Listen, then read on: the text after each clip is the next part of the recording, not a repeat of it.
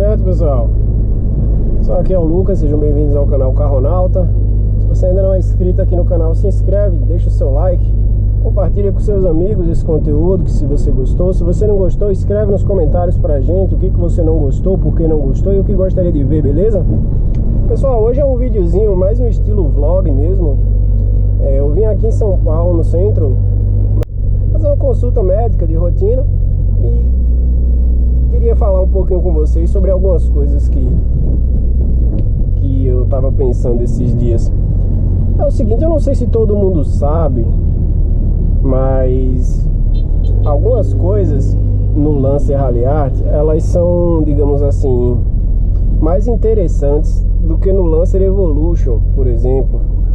Não vou comparar porque acredito que são carros que não tem tanta comparação, mas eu vou tentar trazer os benefícios e qual que é a melhor escolha para o seu estilo de direção. Tem muita gente agora que está buscando um carro como esse, muita gente que está interessada em comprar um esportivo, um Evolution, e assim, tem muita gente que não faz ideia de por onde começar. Então assim, eu dei uma sapeada lá no grupo do Lancer. E é o seguinte, pessoal, não sei se vocês sabem, mas existem diferenças entre esse câmbio aqui e o câmbio do Lancer Evolution. O câmbio em si é o mesmo, dupla embreagem, SST e tal. Só que a quinta marcha desse carro aqui, ela é diferente, tá? Por quê? Porque a quinta marcha desse carro ela é um pouquinho mais longa do que a do Lancer Evolution. Porque o Lancer Evolution ele tem uma proposta mais de circuito, né? É uma proposta um pouco mais esportiva do que esse carro. Esse carro aqui ele é um intermediário entre o Lancer de entrada, que seriam os sedãs, CVTs, ou mesmo manuais, e o Lancer Evolution. Esse carro aqui ele ficava no meio. Na época ele era comercializado como sendo uma proposta entre um e outro para pessoa que queria, por exemplo, cara que tinha uma família e que não queria ficar andando com um carro que tivesse uma proposta muito agressiva, como é o caso do Lancer Evolution. E por que o Lancer Evolution ele tem uma proposta mais agressiva?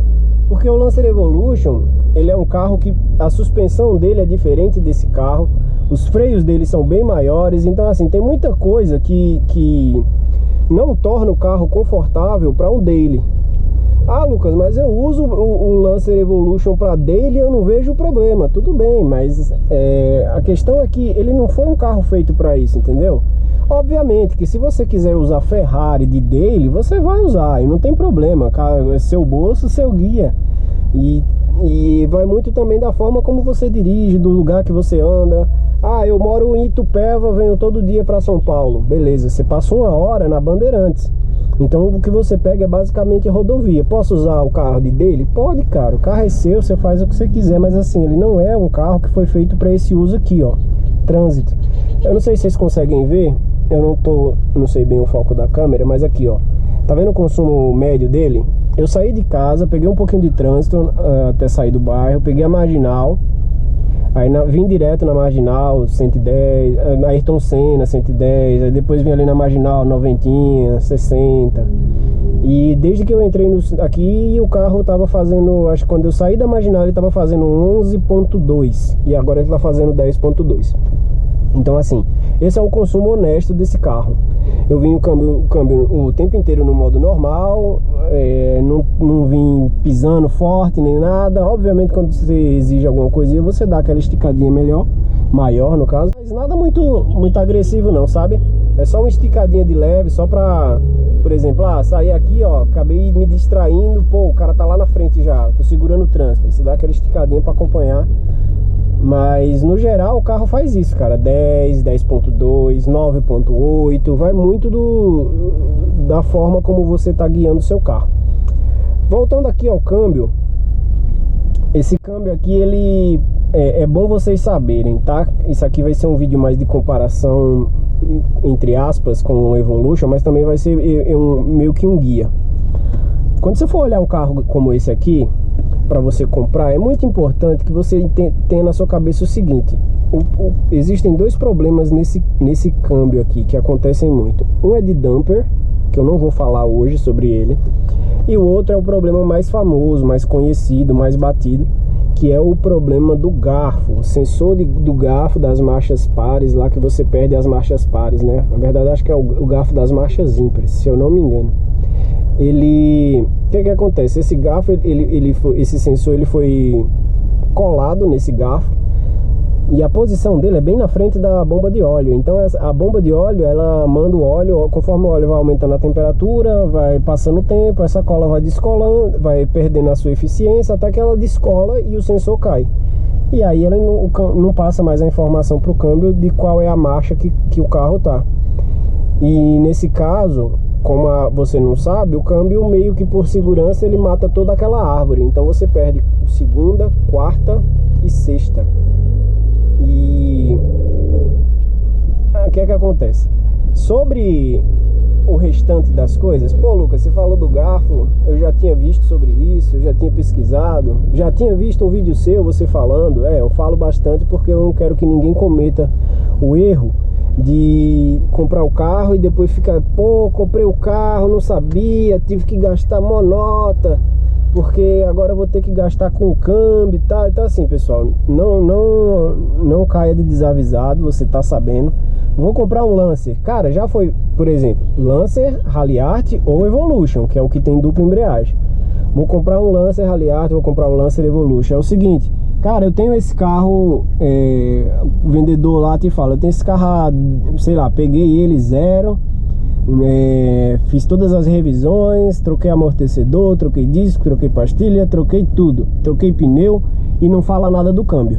A primeira pergunta que você deve fazer para ele é: o problema do câmbio foi resolvido? Ah, nunca aconteceu, às vezes não acontece, tal. Cuidado, gente, cuidado.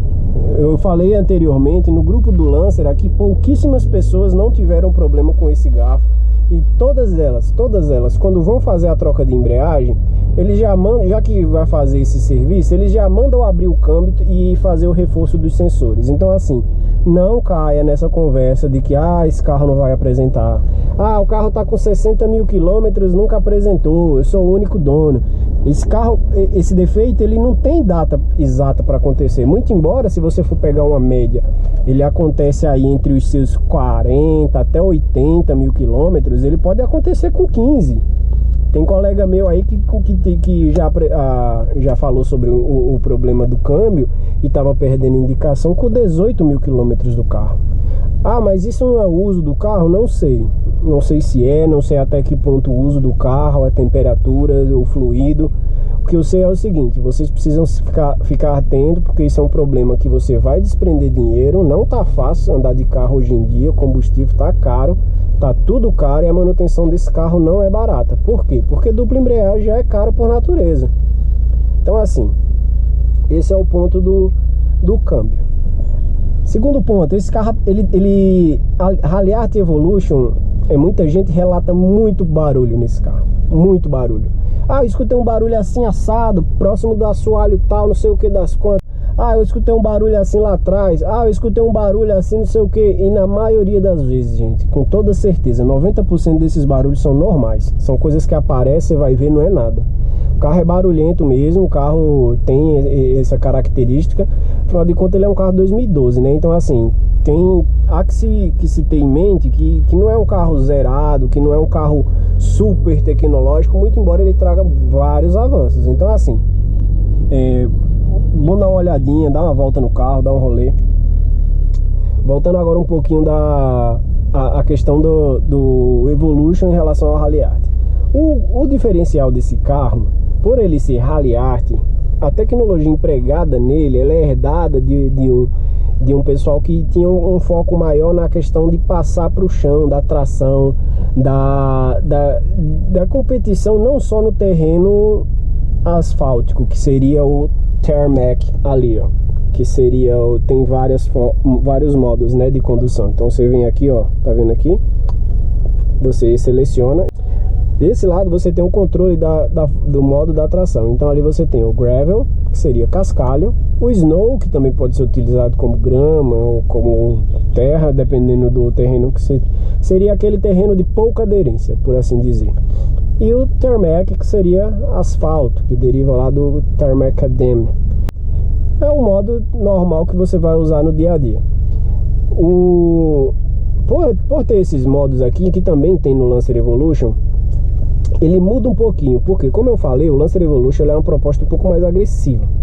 Ele freia bem mais, a suspensão dele é mais rígida, porque também é Bilstein, e a tração dele também ela foi modelada e adequada, desenvolvida para aquele tipo de carro, para aquele conjunto, aquele powertrain. Já aqui no Rally Art, não. No Rally Art ele tem muita gente que faz algumas modificações no carro e pega o diferencial desse carro porque ele aguenta mais pancada, dependendo, obviamente, do projeto que você vai fazer. Então, assim, essas são algumas das principais diferenças. Painel é diferente dos Lancer comum e também é diferente entre do Lancer Evolution. O Lancer Evolution, se eu não me engano, o painel começa aqui embaixo e ele vem até aqui. E ele vai até 300. Nesse carro ele vai até 260. O display do computador de bordo muda. Essa moldura aqui muda.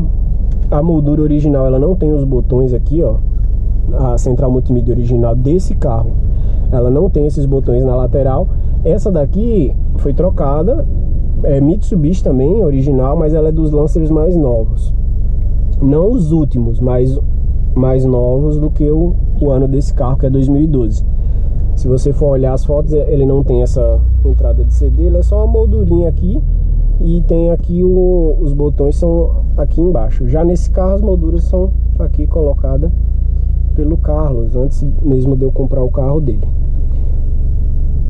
Outra coisa que também é interessante falar é que é o seguinte: o conjunto óptico desse carro é muito bom. O que seria o conjunto óptico? Os faróis. O farol é original Xenon. Ele tem aquele direcional que iria aqui, ó. Aqui tem aqui onde está esse interruptor, é o sensor de estacionamento dianteiro que esse carro tem. Foi colocado, não sei porquê, o primeiro proprietário dele comprou o carro e colocou isso aqui. E aqui nesse botão ele ligava e desligava uma função que é o auxiliar a iluminação auxiliar em curva. Quando você vira o volante, você já deve ter visto isso em vários outros carros, é bem comum hoje em dia. Quando você vai virar o volante para algum lado e o farol tá ligado, por exemplo, se eu for virar para a direita, ele vai acender uma luz incandescente, aquela luz normal mesmo, halógena, que ela tem um foco deslocado um pouco para a direita. Ela tem o foco dela é mais para fora, justamente para auxiliar na curva. Então, por exemplo, eu estou fazendo a curva aqui, o foco do farol está aqui. Conforme eu vou fazer a curva para esse lado, ele vai iluminar esse lado com uma luz que não é xenon, mas é uma luz halógena, e vai te auxiliar nas curvas. Isso é muito interessante para o carro, é muito bom, ajuda realmente, porque eu trabalho à noite, dirijo muito à noite, e eu noto a diferença, é gritante. E uma outra coisa que é interessante falar sobre esse carro é que ele tem o lavador de faróis. Então, nesse botãozinho aqui, ó, não sei se vocês conseguem ver, aqui onde tem o controle do grupo óptico, a gente tem os faróis de milha, e aqui a gente tem o lavador de faróis. Então você aperta, ele joga. Tá até meio desregulado, tá jogando água mais pra cima do que deveria, mas tá bom. Uma outra coisa que também é interessante nesse carro é o sensor. Ele tem sensor de chuva e tem sensor crepuscular. Então ele acende o farol sozinho e ele também usa o limpador de para-brisa sozinho, de acordo com a sensibilidade que você regula aqui, ó. Então, por exemplo, aqui eu tenho a parte traseira, e aqui nesse anel você vai controlando, ó. Por exemplo, eu diminuí a sensibilidade. Como tinha água aqui, ele já reconheceu e já limpou. Se eu aumento a sensibilidade, ele vai precisar de um pouquinho mais de água no sensor que fica aqui, ó, para poder ativar essa função. Uma outra coisa que nesse caso é uma coisa que para mim faz falta é isso aqui, ó. O retrovisor os caras economizaram. Por quê? Porque esse retrovisor ele não tem ele não é eletrocrômico, né? O que seria o retrovisor eletrocrômico? Alguém tá andando atrás de você e o cara tá com luz alta lá porque, enfim, o cara não sabe, não notou, ou tá inadvertidamente, ou porque ele é um idiota mesmo e anda com farol alto atrás dos outros. Nesse caso aqui, a gente tem que fazer aquela velha fazer aquele macetinho, né? Apertar aqui atrás para ele poder diminuir o foco e você não ficar sendo ofuscado pela luz do carro traseiro. No eletrocrômico não, ele é um pouco mais grosso que isso aqui, e ele tem geralmente um pontinho aqui que é uma fotocélula. Quando a intensidade da luz está muito forte aqui, ele escurece para que você não seja ofuscado. É algo simples, mas que eu acho que poderia ter sido colocado nesse carro e não foi. Outra coisa que é interessante nesse carro, teto solar. Eu não uso muito, mas são raras as vezes que eu tô com o teto aberto, mas eu gosto da sensação de claridade. Por exemplo, eu sempre dirijo com a cortina do teto aberta. Você vê que aqui tá, o que fica um pouquinho mais escuro, aqui fica um pouco mais claro, e eu gosto da ambientação, da luz que fica com a cortina do teto aberta. Uma outra coisa que me agrada muito nesse carro, que eu acho que é uma coisa que faz total diferença,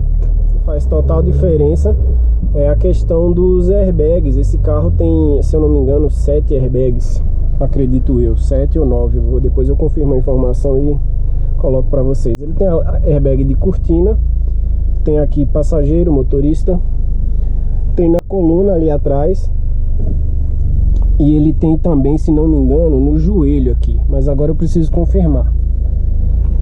Acho que são isso, acho que é isso. São 2, 4, 6, 7 aqui atrás, aqui no joelho, é isso mesmo, são 7 airbags.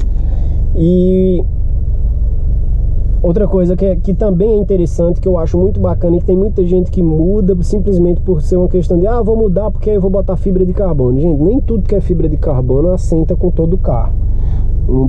Eu costumo dizer muito isso em relação à roda. Tem muita gente, vou pegar uma TE37 e bota no carro desse. Cara, Lancer não combina, velho, não assenta essa roda.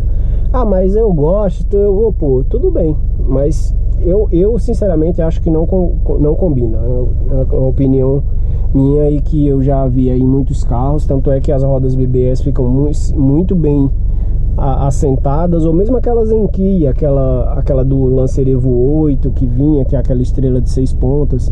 Mas TE37, principalmente para esse carro aqui, ela não fica bacana. Eu já vi e eu não acho que assenta. E voltando aqui ao negócio da fibra de carbono que eu falei, tem gente que coloca o capô de fibra nesse carro. Beleza, você quer competir, você precisa do alívio de peso, faz isso aí, cara, mete alívio de peso. Preto no branco, capô preto, não é o estilo que eu gosto, vai de você. Mas eu vou falar especificamente fibra de carbono em relação a isso aqui, ó. As aletas os pedal shifts, né? Que seriam essas aletas aqui da troca de marcha. Essas aqui, elas são em liga de magnésio. Então o barulho dela não é um barulho de ferro, é mais puxado pro alumínio. E ela é muito leve, ela é na posição correta,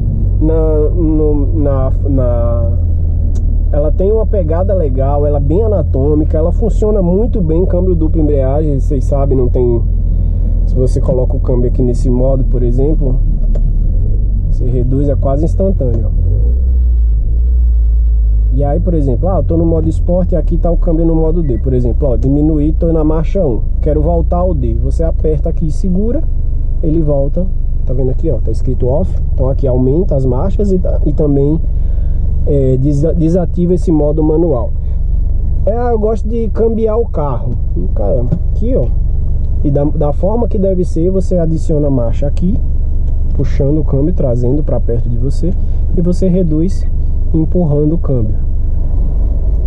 Não quero mais usar, joga para a direita, ele volta ao modo drive. E no geral, cara, o acabamento aqui dentro é bem satisfatório para um carro desse preço, dessa proposta. Eu acho que ele é bem honesto em relação a isso. Os bancos tem aquecimento, eu não sei se vocês conseguem ver aqui, ó, o aquecimento dos bancos do motorista e do carona. Você pode colocar no modo high, que seria o aquecimento na temperatura mais alta, ou no modo low. E aí eles são diferenciados por uma luzinha aqui, uma vermelha e uma verdinha. Já você usa, Lucas? Uso, porque aqui em São Paulo às vezes está fazendo muito frio e eu uso sim, eu faço uso do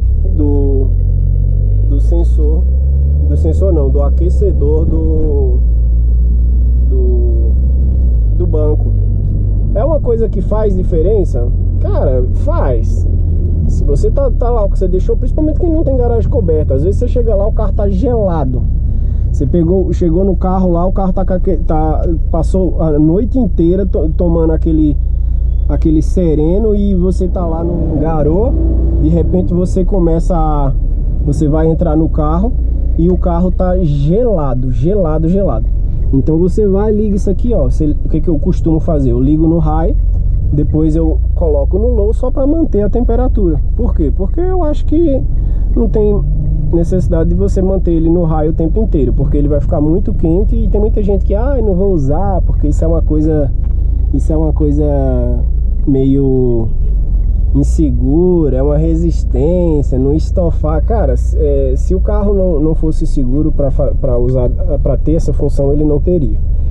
Então, assim, é diferente de você pegar um carro que tá cheio de gambiarra elétrica, um carro que já foi mexido, que o cara tirou, pôs de novo, não sei o que. Então, assim, isso é muito relativo. Isso vai muito do carro em específico. Outra coisa que eu gosto muito nesse carro, que eu acho que é uma das coisas que mais me agrada, é a posição de dirigir. Os pedais são em alumínio, não sei se vocês conseguem ver, o pedal de freio e acelerador, eles são em alumínio. Ele tem um descanso pro pé aqui, que é bem agradável. E ele tem essa pegada muito boa. Por quê? Porque o volante não é grande, ele é um volante pequenininho. E o couro é muito bom, o acabamento é muito bom. O carro já está com 92,5 quilômetros rodados. E tá super conservado. Tudo bem que isso aqui também vai do uso, né? Se você faz um uso soviético do carro, não limpa, não tem muito cuidado, é óbvio que isso aqui vai desgastar mais rápido. Mas no caso desse carro aqui, ele tá bem conservado, dura muito aqui esse couro, e ele é muito agradável ao toque. Então tem toda essa questão que é uma coisa que pra mim faz diferença. Nos carros de hoje é difícil você encontrar um acabamento satisfatório. Isso aqui é plástico, mas é um plástico que não é aquele plástico duro, sabe? É um plástico, ele não é perfeito, ele não é soft touch, mas ele é agradável. Ele não é aquele plástico que você passou aqui, ele risca, aquela, sei lá, eu acho que o ideal é você entrar num carro desse e você dar uma olhada. Outra coisa que eu acho interessante também é esse acabamento Black Piano, né? É bem legal. E ele tem esse Black Piano aqui, ó, que circunda todo o carro. Então ele vem nas portas, vem aqui nesse painel e vai até do lado da outra porta, que eu acho muito interessante. No contexto carro, eu acho que são coisas que eu consideraria importante, essas que eu falei pra você. Por enquanto é isso, pessoal. Eu vou permanecer aqui no trânsito pesado até o próximo vídeo aí. Espero que vocês tenham gostado desse conteúdo. Se você ainda não é inscrito, por favor, se inscreva. Se você gostou, deixa o like. Se não gostou, deixa nos comentários o que é que você gostaria de ver, por que não gostou. E é isso. Valeu, pessoal. Um abraço.